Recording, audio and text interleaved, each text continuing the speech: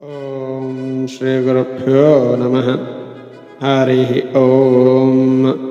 శ్రీ మహాగణాధిపతయే నమః. శ్రీ మహాసరస్వత్యై నమః. శ్రీ గురుభ్యో నమః.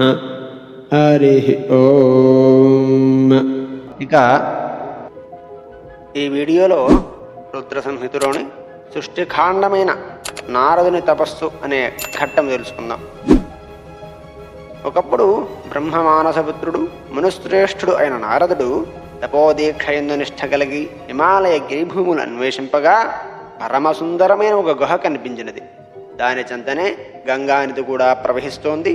ఆ ప్రదేశం మిక్కిలి అనుకూలమని భావించి ఆ మునిపుంగవుడు దృఢాసనబద్ధుడై ప్రాణాయామం చేసి మౌనయై దీర్ఘకాలం తపశ్చర్య కొనసాగించాడు.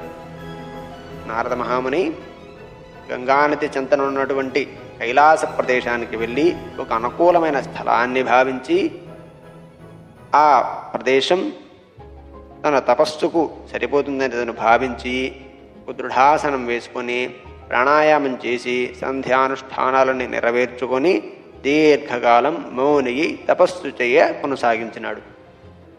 అతని తీవ్ర తపోనిష్టకు స్వర్గాధిపతి అయిన ఇంద్రుడు భయపడ్డాడు. ఇందుకు తనకు పదవి భ్రష్టత్వం సంప్రాప్తిస్తుందనే శంకతో ముని తపస్సును భగ్నం చేయాలని నిర్ణయించుకున్నాడు. నారదుడు చేస్తున్న తపస్సు వల్ల ఇంద్రుడి యొక్క పదవి పోతుందనే భయంతో నారదుడి తపస్సును భగ్నం చేయాలని నిర్ణయించి మన్మధుడిని స్మరించాడు.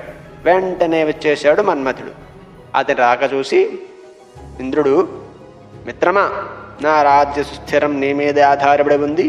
నారదుడు దుస్సహమైన తపస్సులో మునిగి ఉన్నాడు, ఎలాగైనా విఘ్నం చేయవలసింది అని పరిపెర విధాలుగా కోరగా, ఓ అదెంత పని అని తర్పంతో కందర్పుడు వసంతుడిని వెంట తీసుకొని బయలుదేరాడు.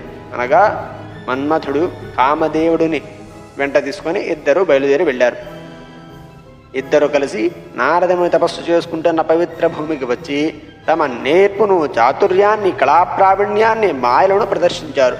వారు ఎలా ప్రదర్శించారంటే, విరితేనెల కాల్వలతో, రాలిన కుసుమ పురాకపు రాశులతో, నానావిధ పుష్ప పరిమళాలతో, భ్రమరాకుల హీంకారాలతో, శుకపిక శారికాది కళలతో, అనంగమణుల కిలకిలలతో, సలయేరుల గలగలలతో, ఆ వనం చతుర్విధ వాద్య సమ్మేళనంతో, నాట్యమేళనంతో మహోత్సాహంగా సాగిపోతున్న అద్భుత నర్తన మండపంలా ఉంది. మన్మథ ప్రతాపం అక్కడ వెళ్ళి విరుస్తోంది. అయినా సరే